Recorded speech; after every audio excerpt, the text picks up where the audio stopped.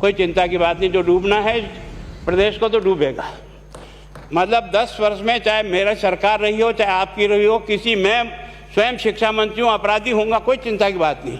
लेकिन आप कम से कम इन 10 सालों से इन जितनी कोचिंग संस्थाएं चल रही है, इनकी जितनी परीक्षाएं हुई है, उनके परीक्षा के रिजल्ट के साथ आप एक टीम लगा करके इनका पोस्टमार्टम करो, तब आपको समझ में आ जाएगा कि बीमारी कहाँ से चली है। ये बीमारी इन व्यवसायियों के थ्रू चली है। मैं और आप पेपर आउट करेंगे, पेपर लाऊंगा, 5 लाख दे दूंगा, 8 लाख दे दूंगा, मैं क्या 2 करोड़ 5 करोड़ 8 करोड़ दे सकता हूँ क्या भैया? ये सारे के सारे जो पैसे देने वाले बड़े बड़े दिग्गज लोग हैं, जो कोई 10 करोड़ में पेपर ले जाता है, कोई 3 करोड़ में ले जाता है, कोई 2 करोड़ में ले जाता है, फिर अपने कोचिंग संस्थान में रिजल्ट लाता है, उसके बाद बड़े बड़े पोस्टर बाहर लगाता है, मेरा 100% सिलेक्शन। ये है बीमारी की जड़।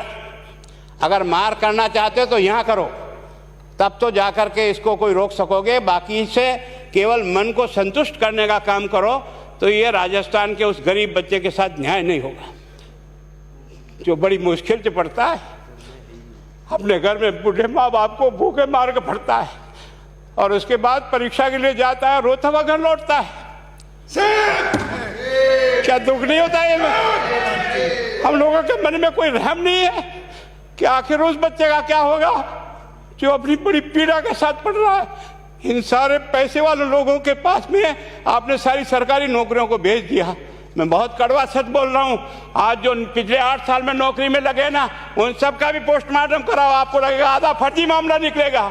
कोई है नहीं, कोई सोचने वाला है इस पर कि आखिर उसके दर्द को कौन जानेगा, है ना। जिस प्रकार से हमने परीक्षा के माध्यम से इन पैसे वाले लोगों को उतार करके सारे के सारे उन गरीबों की आशाओं के ऊपर पानी फेर दिया। रात और दिन पढ़ता है, भूखा प्यासा पढ़ता है, घर बेच करके पढ़ता है, खेत बेच करके पढ़ता है, लेकिन जब उसका सिलेक्शन नहीं होता तो जहर खा के मरता है। कोई इस पीड़ा को समझने के लिए तैयार नहीं है। और हम इस कानून को ला करके दुनिया को बताना चाह रहे हैं कि हमने इतना बड़ा कानून कर दिया, इस कानून से कुछ भी नहीं होगा। मैं आज आपको कह रहा हूँ,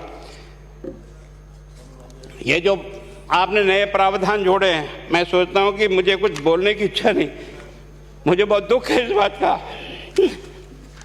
क्या होगा ये?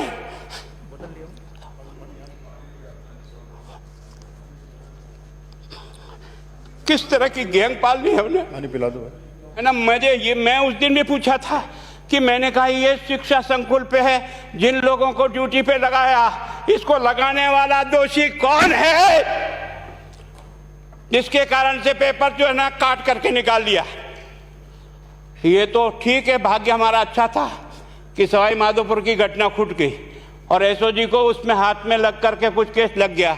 अगर वो केस नहीं लगता तो आज आपकी सारी नौकरी पर इन सब बड़े बड़े दलालों के स्कूल में पढ़ने वाले बच्चे होते और मेरा गरीब का बच्चा अपना घर लौट के जाता। क्या दुर्भाग्य है। और इस कारण से केवल इसके लिए खुश मत हो जाओ कि हमने कानून बहुत सख्त बना दिया इसलिए अपराधी रुक जाएगा। नहीं, सिस्टम को बदलना होगा, ये परीक्षा का सिस्टम चेंज करना होगा।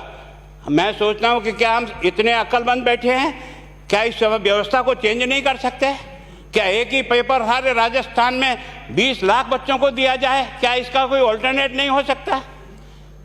इसका ऑल्टरनेट सोचना चाहिए कि हम परीक्षा को टुकड़े टुकड़ों में कैसे कर सकते हैं। जिले के अनुसार पेपर नहीं, एक नहीं हम 25 पेपर बना सकते हैं। कौन से सेंटर पर कौन सा पेपर जाएगा कोई तय नहीं करेगा कौन सा जाएगा, और हम जो इच्छा होगी उस सेंटर पे वो पेपर भेजेंगे। और ये जितने भी प्राइवेट कॉलेजों में आपने सेंटर बना रखे उनको बंद करो, इनको तुरंत बंद करिए एक ऑर्डर से।